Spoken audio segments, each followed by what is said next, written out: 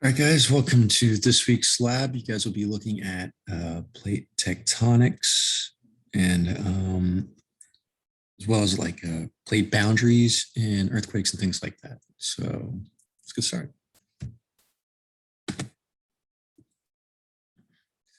So to start off, we're going to talk about continental drift. And what that is, it's the large scale movements of the continents related to each other and related to ocean basins.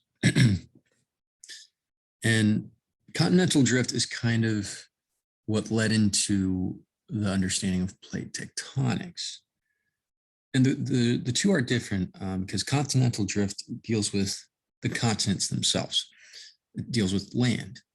And as you can see in this GIF at the bottom of the slide, this is continental drift.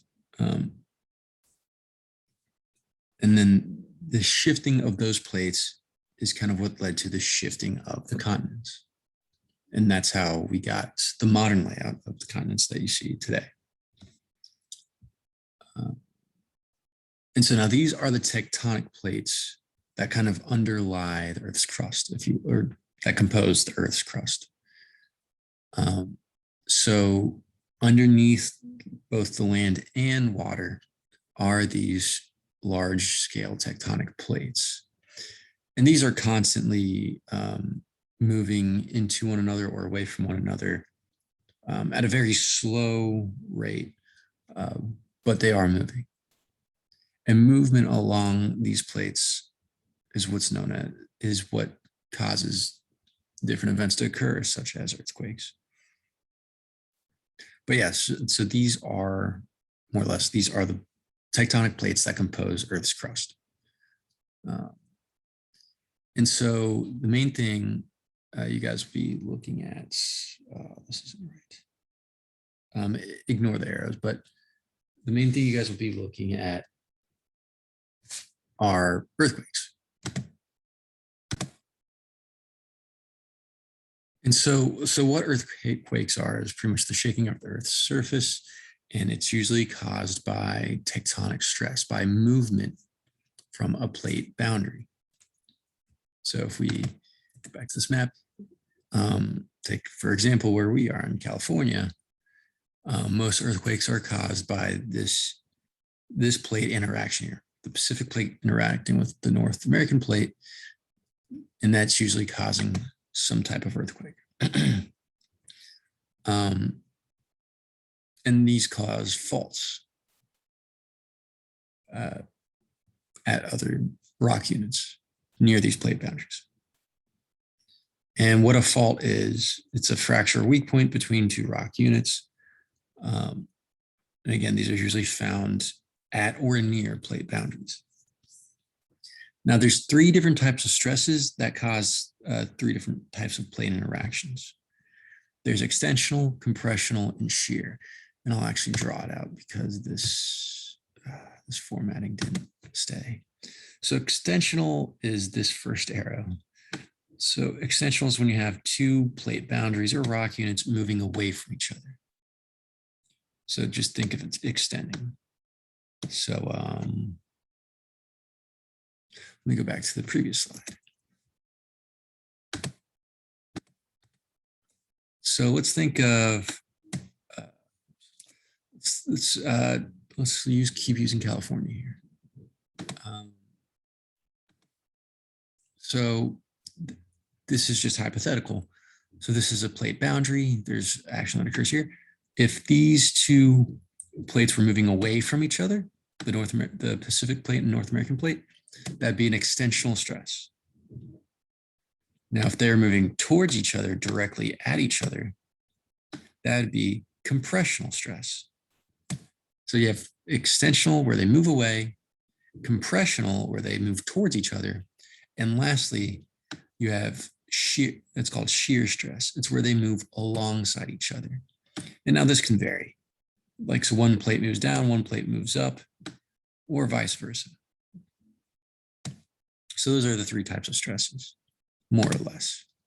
That's what was trying to be illustrated here, but it got messed up.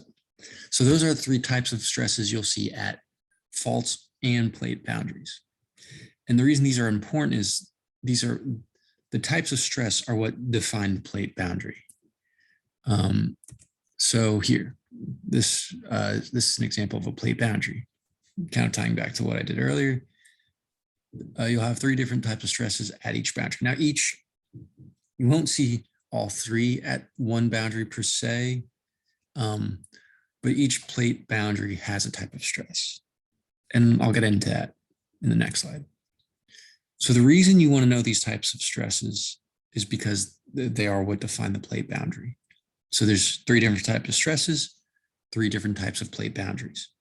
And this first one we're looking at is called a convergent plate boundary. And that's when the 2 plates converge. So to the left here, you have oceanic crust. This is one tectonic plate or one rock unit going, and it's converging into another, a continental crust. So the type of stress, if you look at the arrows here, I'll highlight them. If you look at these arrows here, they're moving towards each other. So you have compressional stress, and that makes this a convergent plate boundary. So that the compressional stress makes this a convergent boundary, more or less. And so that's the main takeaway. And at these convergent boundaries, you have what's called subduction zones. So since these plates are moving towards each other, one usually goes down, one usually gets subducted, and the other gets uplifted. And that's how you get a subduction zone. You have the subduction of one plate boundary going under another because they are moving towards each other. So I know that's kind of a lot to kind of process, but more or less, the main takeaway is if you have compressional stress at a plate boundary, you have a convergent plate boundary. Compression, convergent. And that convergent plate boundaries is where you have subduction zones. So yeah, that's the main takeaway here for convergent plate boundaries. Now, the next type of stress we're looking at is going to be, a normal fault. So this is kind of a good, this is all of them. So you have, what we just looked at was compression. It's also called a thrust fault. But for plate boundaries, just try to remember convergent plate boundary. So these are at faults. This one was at a plate boundary, and these are going to be at faults. But the stresses are still the same. You have extension, compression, and shear. Now, what these are called at fault lines, what we just looked at was a thrust fault or reverse fault. So when you have this compressional stress at a fault, it's a thrust fault. When you have this compressional stress at a plate boundary, it's a convergent plate boundary. And that's what we're looking at here. A normal fault, when it deals with extensional stress. So when you have extensional stress, you have a normal fault and a divergent plate boundary. Let me make sure that's okay. Yeah. So we'll get into them. So normal fault has extensional stress. And that's when the 2 rock units are moving away from each other. Now when this happens at a plate boundary, that's a divergent plate boundary. That's when the plates are diverging from each other. And that's where you get seafloor spreading, if you will. But yeah, so extensional stress as opposed to compressional stress. Extensional stress is where they move away from each other and the plates are diverging from each other. So when you see extensional stress at a plate boundary, you have a divergent plate boundary. Now, when you see this at a fault, when you see extensional stress at a fault, it's where the footwall, which is right here, it moves up the hanging wall because it's moving away. You don't need to memorize that, more or less, but you do need to memorize extensional stress is at a normal fault and extensional stress is at a divergent plate boundary. That's the main takeaway, more or less. Now, the next is kind of what we just looked at is compressional stress. Now, compressional stress is found at convergent plate boundaries. It causes folds. Now, when you have convergent compressional stress at a fault, then you have a reverse fault. So when looking at faults, extensional stress is a normal fault. Compressional stress is a reverse fault. And again, compressional stress at a plate boundary is a convergent plate boundary. So that's another main takeaway.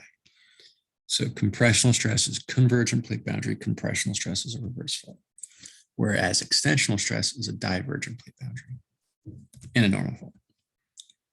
Now, lastly, they're called, when you have the horizontal movement, when you have the shear stress, that is a strike slip fault. And that's just when the two rock units or the two plates are moving side by side, moving alongside each other. And that's called shear stress. And this is found at transform plate boundaries. So we covered convergent plate boundaries with compressional stress, divergent plate boundaries with extensional stress. Now we have transform plate boundaries with shear stress. Again, and just shear stress is when the plates move alongside one another. And that's the main takeaway for these types of stresses. And now when you have shear stress at a fault, you have a strike slip fault. So I hope that makes sense. That's going to be it for the PowerPoint. Now for the lab, it should be relatively straightforward. This first part one, you're going to be doing fossil correlation, more or less. You're going to be pretty much looking for, you're going to kind of do it at home and cut out the pieces of paper, more or less. And you're just going to kind of correlate, where do these fossils connect? You're pretty much trying to recreate Pangea using fossils. You're trying to recreate that kind of pretty much you're trying to recreate the Earth before continental drift.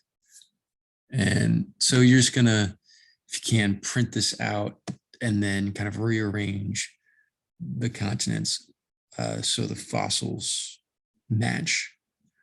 If you can do it online, if you do it through like Paint during like clipping and then removing, if you can do that and rotating, that's fine, but I feel like that would take longer. So that's going to be the first part. And you're going to answer the questions based off that. It's pretty much based off the fossils you see here. And of course it's labeled. And so, so you're just going to cut those out, correlate them, put it together and send a picture. And that's, so you're pretty much just pretty much doing continental drift in reverse, if you will, with that exercise. The next one, you're going to be looking at plate boundaries for question 7.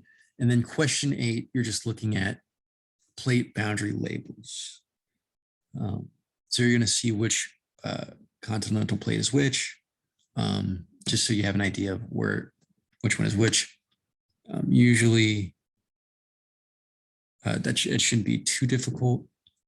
And the reason you want to know which plate is which is so you can identify the interactions, the plate boundary interactions. And then question 11, the website you're going to look at is volcanoes and tectonic plates. And you're going to kind of look at how those are correlated with that question 11 and 12. And 12, you're also going to look at earthquakes. So 11, you're looked at volcanoes. 12, you're going to look at earthquakes.